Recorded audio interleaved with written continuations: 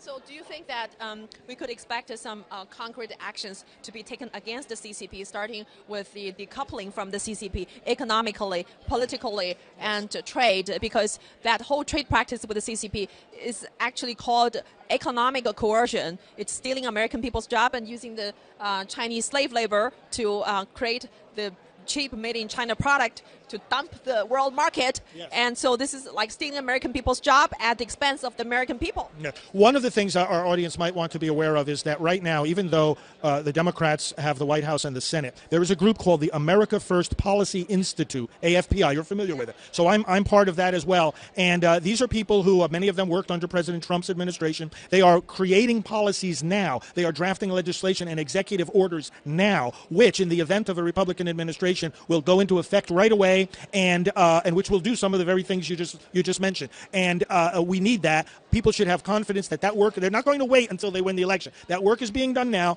We know. We saw what President Trump did. He was very, very firm. He was able to have China paying in ways that were not the case before. And when we say America first, we don't mean that we don't love the rest of the nations. And it means it's the best way for us to serve and to collaborate with other nations is that we get our own house in order first. We have to clean up what we're doing, and that's what we mean by America first. It's not about domination. It's about collaboration in a way that is safe and effective for everyone.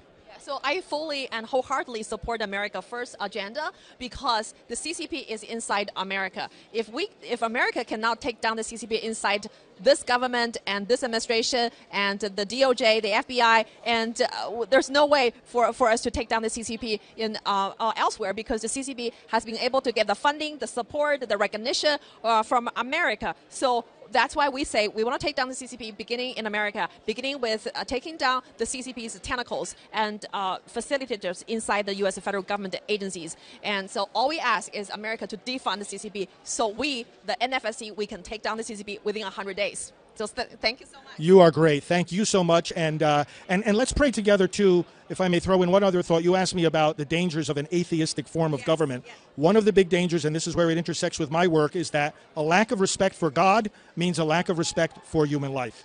And we are destroying more human life by abortion than anything else in the whole world. And that is where, that's another way where we have to come against this regime, is to say we must respect and serve every human life, starting with the most vulnerable, those children in the womb. So I thank you, and let's join hands together to get the job done. Thank you so much. God bless America, and let's take down the CCP. Thank you.